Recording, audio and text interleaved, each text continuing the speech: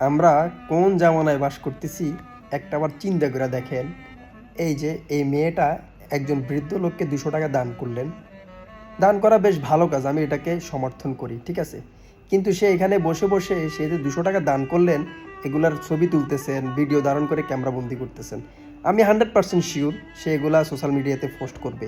তার আগেই কোনো একজন ব্যক্তি তার এই দৃশ্যটা ক্যামেরাবন্দি করে সোশ্যাল মিডিয়াতে ভাইরাল করে দিস।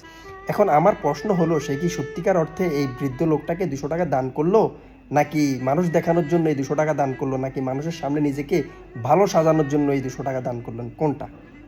মনে রাখবেন, আল্লাহ সেই দানকেই পছন্দ করেন যেই দান মানুষের সম্মান রেখে গোপনে করা হয়, ঠিক আছে।